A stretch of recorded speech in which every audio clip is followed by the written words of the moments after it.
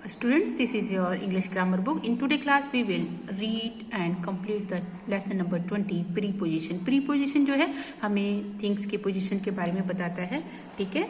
तो यहाँ पे हम preposition में in, on, under, behind, beside, near, across जैसे words का use करते हैं हम। और यहाँ पे ये पिक्चर है, पिक्चर कंपोजिशन के अकॉर्डिंग यहाँ पे लाइन स्टेटमेंट्स दी हुई हैं, तो उसको हम रीड करेंगे। देखिए हमें इस पिक्चर को देखना है और रीड सेंटेंस यहाँ पे करना है, और फिर हम इसके रीड करने के बाद में पता लगाएंगे कि प्रीपोजिशन कौन से वर्ड है। Number 1, the old man is sitting on the bench. देखिए यहाँ पे बेंच, कहाँ पर बैठे हैं old man? On the bench, bench पर बैठे हैं, on. The cat is sleeping under the tree. Cat सो रही है, लेकिन कहाँ सो रही है? अंडर द ट्री, ठीक है।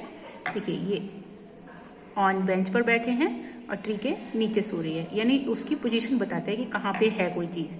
The birds are flying in the sky. Birds कहाँ पे उड़ रहे हैं?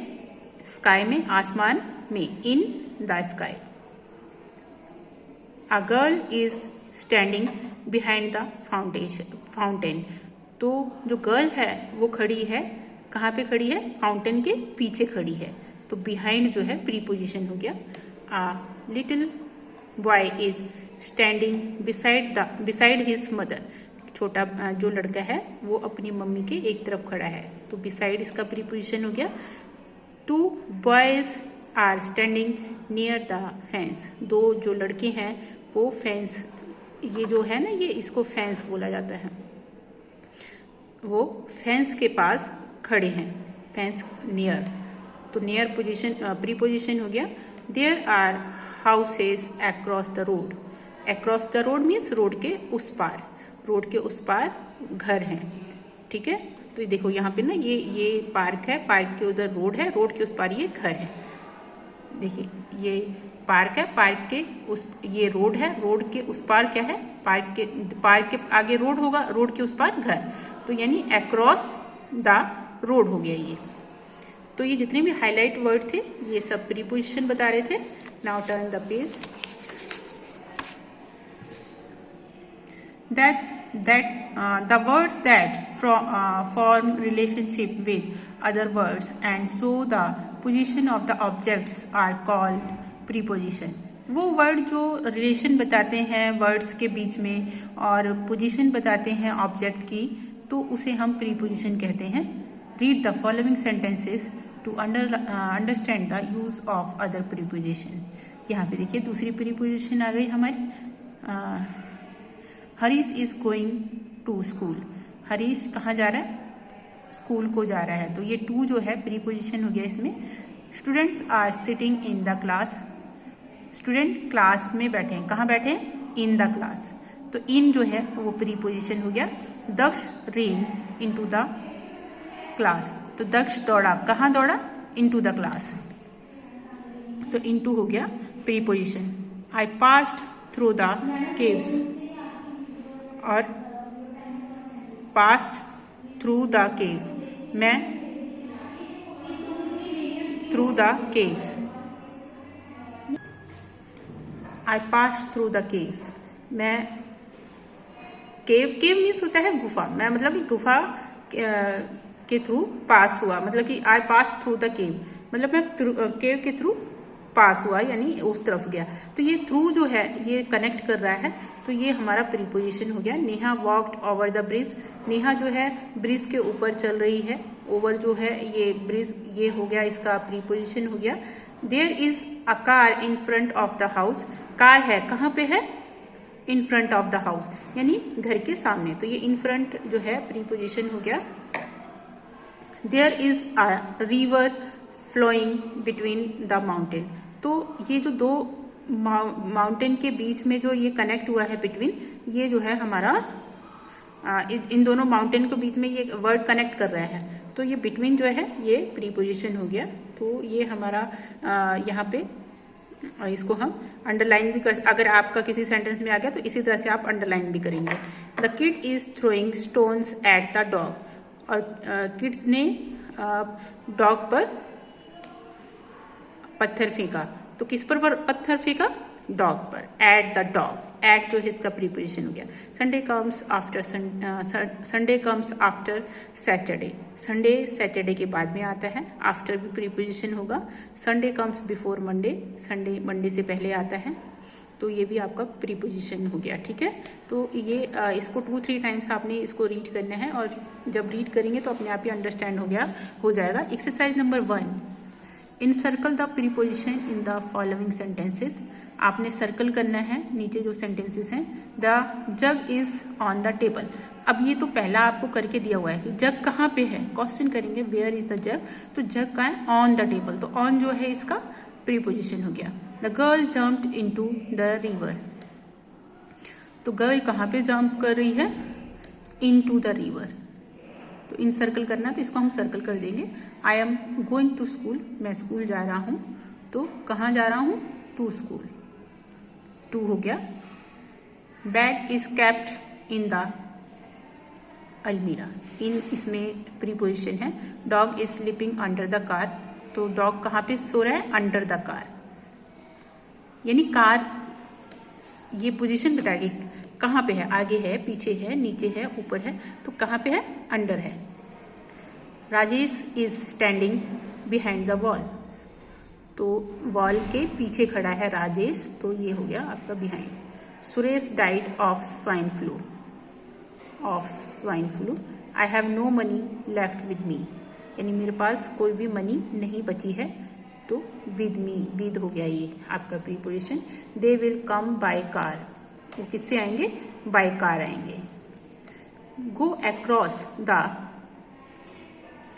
बिजी रोड केयरफुली, अब कह रहे हैं कि गो अक्रॉस, मतलब कि रोड के उस पार क्या कहते हैं?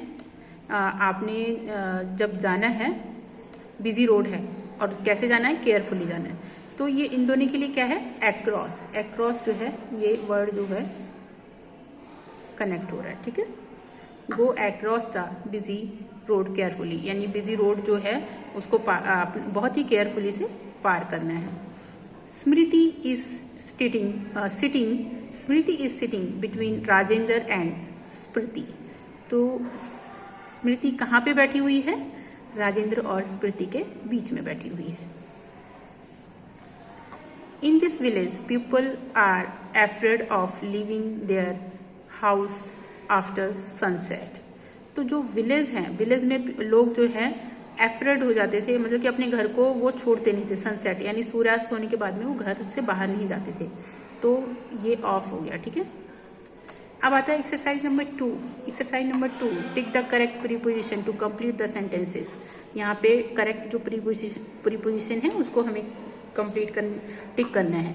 वेडनेसडे कम्स डैश ट्यूसडे, तो वेडनेसडे जो है ट्यूसडे से पहले आता है या बाद में आता है? तो बाद में आता है, तो इसलिए आफ्टर होगा। I went dash school yesterday, तो मैं यस्टरडे यानी कल गया था। ठीक है, तो आई वेंट टू आएगा, 4 मीन्स होता है के लिए, तो ये 2 आएगा। ठीक है, तो I went to school yesterday. The thief is hiding, चोर छुपा हुआ था। द वॉल के ऊपर या बिहाइंड, तो छुपेगा तो ऊपर नहीं जाएगा, ओवर नहीं जाएगा, बिहाइंड पीछे ही जाएगा। ठीक है,